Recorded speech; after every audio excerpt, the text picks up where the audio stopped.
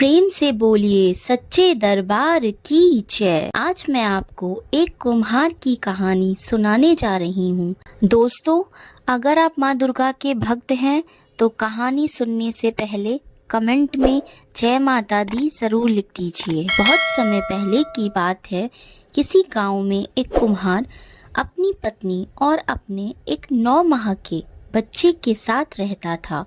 कुम्हार माँ दुर्गा का बहुत बड़ा भक्त था। कुम्हार माँ दुर्गा की प्रतिमा बनाकर उसे बाजार में बेचकर अपना और अपने बच्चों का पेट पालता था।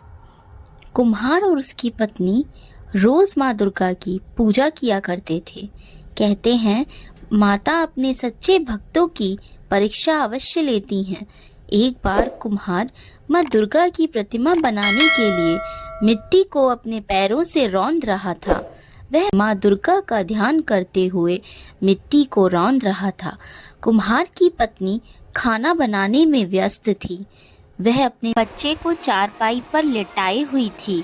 अचानक वह बच्चा खेलते खेलते वहां चला गया जहां पर उसका पिता कुम्हार माता दुर्गा के ध्यान में मग्न होकर अपने पैरों से मिट्टी को रौंद रहा था।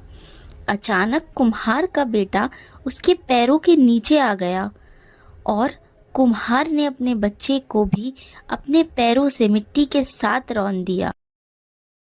कुम्हार का पैर और मिट्टी खून से रंग गए। जब बच्चे की माँ खाना पकाकर बाहर अपने बच्चे को देखने आई, तब उसका बच्चा चारपाई पे ना मिला। वह अपने पति के पास पहुंची जहां पर वह मिट्टी को रौंद रहा था। अचानक उसका ध्यान कुम्हार के पैर पर गया। कुम्हार के पैर और मिट्टी लाल रंग के हो चुके थे। वह कुम्हार के हाथ को पकड़कर मिट्टी के बाहर खींच ली।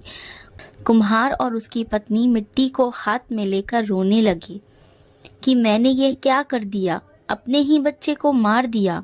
कुम्हार और उसकी पत्नी माँ दुर्गा की प्रतिमा के सामने जाकर रोने गिड़गिड़ाने लगे। कुम्हार बोला कि माता, मैं तो आपके ही ध्यान में था। यदि हमारा बच्चा हमें ना मिला तो हम दोनों अपनी जान दे देंगे। माँ दुर्गा दोनों की प्रार्थना सुनकर प्रकट हुई। उसी मिट्टी में एक कुम्हार के बच्चे के जैसा एक पुतला तैयार हुआ।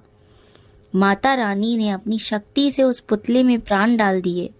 कुम्हार और उसकी पत्नी अपने बच्चे को पाकर बहुत खुश हुए और माता रानी का जय जयकार करने लगे।